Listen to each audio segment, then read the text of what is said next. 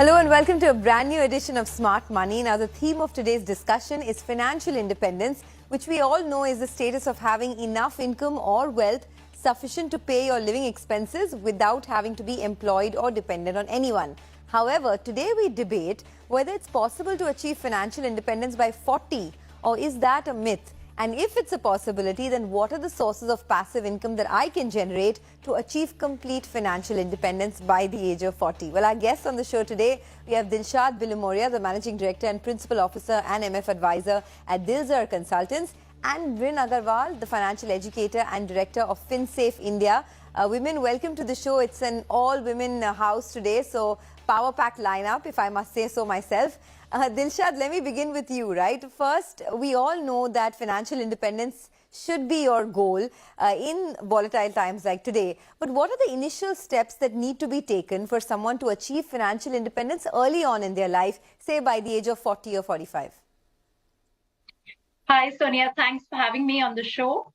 I think there are many things and many small things that people could do when it comes to, having a disciplined approach to savings and therefore achieving financial independence. So they could start with, creating a separate investment account. So whatever they receive as a salary could first be saved, and then the balance can be used for expenses. The other option is to start saving as early as possible, right? So the benefit and the power of compounding works immensely when you start early and save regularly. Also to ensure that you're able to set aside a fixed amount at periodic intervals. So the consistency in savings is very, very important when it comes to creating financial independence. Having a good asset allocation is again very important, so that your money grows, as hard as you have earned it to be, and to allocate it, wisely into various investment buckets. So by that, it would mean dividing your time horizon as short-term, medium-term, long-term, and accordingly filling each of these buckets with investments in, short-term instruments like liquid and arbitrage, medium-term like fixed income, and long-term like equity. So these are where, small ways in which people can create a substantial pool when it comes to savings and financial independence. Okay, so those are some basic steps, right, on how you should be achieving financial independence. I want to get Mrin Agarwal into this conversation as well. Mrin, financial health is so much like physical health, right? People remember it only when they need it. When you're physically healthy, you don't really think about, insurance or working out or taking care of yourself. But it's when suddenly some disease comes up that you realize, oh, I need to get some life insurance. But by that time, it's too late. Similar is the case with financial health. So if I want to plan my retirement corpus well in advance, right, when I am young, what are the steps that one needs to take? So good afternoon, Sonia, and it's lovely to be here today. I think Dilshad talked about a lot of things that you need to do, small steps. I think one of the other things that's very important is to work out the numbers, right? So very often what we find is that people have this golden 1 crore number in their mind, thinking that, okay, 1 crore is going to be sufficient. Typically, I have seen that these numbers tend to be off by at least 3 to 5 times, basically, right? So that means you actually need more than 3 to 5 times of this golden 1 crore number that you think of. So the first thing I think is also to look at understanding what is the requirement based upon your expenses. Everything is based on expenses. Your current expenses, of course, extrapolated to the future for inflation. And how do individuals do this? Well, there are a lot of retirement planning calculators that are available online, which can just tell you what is the requirement of the corpus and what you need to be investing on a regular basis for this. So it's just going to give you that number. Of course, beyond that, there's a lot of planning. But in order to get this number, what is very important is to understand that inflation has a very big role to play. And most often people don't take into account inflation.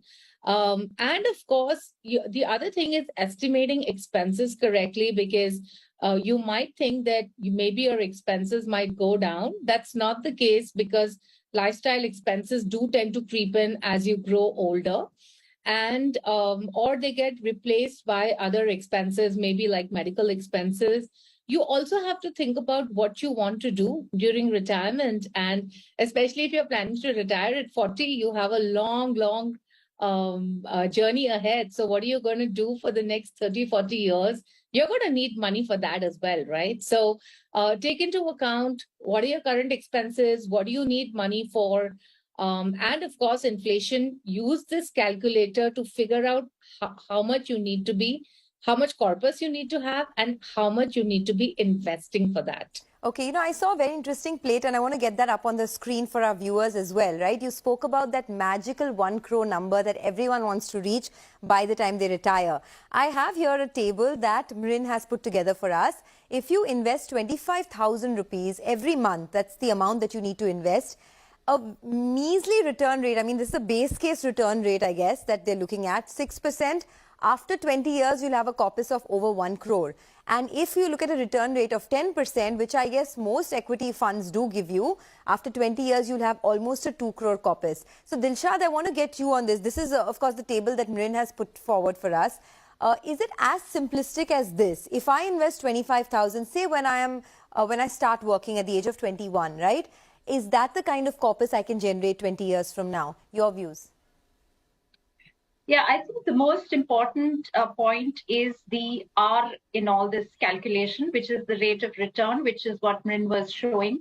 So obviously, if you were to invest at a lower rate of return, the corpus that you would generate would be lower. If you were to, invest at a higher rate of return, the kind of corpus that you would generate would be larger.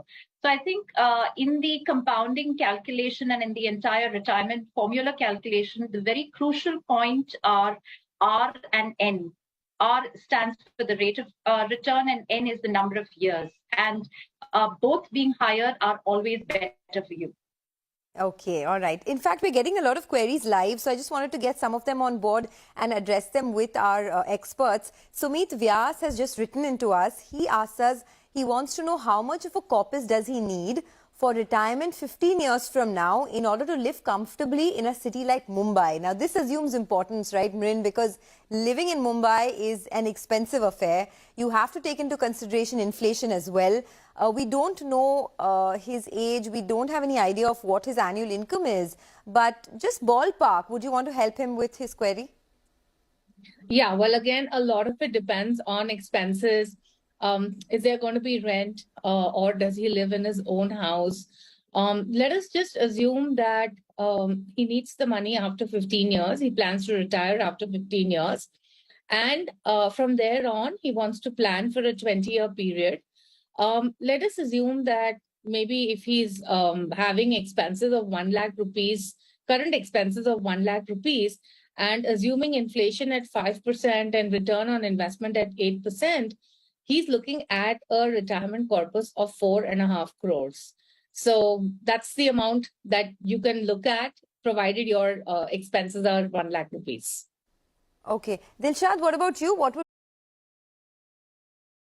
we don't know what his age is, but say he's 35 and he wants to retire in 15 years. And so by that time, he would be 50 and his current expenses are 1.25 lakhs a month or 15 lakhs per year. In the next 15 years, to maintain the same standard of living, he would need an annual expense of 36 lakhs. That's over 3 lakhs a month. And therefore, a corpus to sustain him from the start of age 50 till, say, his life expectancy, which could be 75, he would need an 8 crore corpus. And that's quite a large number. But it all depends on, what is that, longevity risk of the client, what is the start of his retirement date, what are his current monthly expenses, and most importantly, what is the current asset mix like. I think these are the factors that would determine what the entire retirement corpus would look like. Okay, so you're saying that 15 years from now, he'll need 36 lakhs annually as an expense, and for that he has to build a corpus of 8 crores. So what would your recommendation to him be if he had to sort of split that, the investment between equities, debt? What is your recommendation? So that decision would be based on his risk profile. And typically for someone who's age 35, they can definitely afford to take more risk, and bucket the investment for retirement for long term, which would even help him grow his retirement corpus much more. So, he would need to invest a large amount to attain this 8 crore corpus. If he already has investments and savings apportioned towards this, like, for example, if he has EPF or PPF or national savings schemes or NPS, I think these are the existing assets that would help grow towards that retirement corpus. So it would actually need to identify what his current investments are, and therefore what is that gap that he needs to bridge to meet the retirement goal. Okay. All right. So since we're talking about a lot of mutual fund investments as well, right, to grow your corpus, we have a query coming in from Rahul. He has an SIP of 12,000 rupees in 6 funds, and he wants to know if he should make any changes to his portfolio. He's 31 years old and has a moderate risk. He's a moderate risk investor.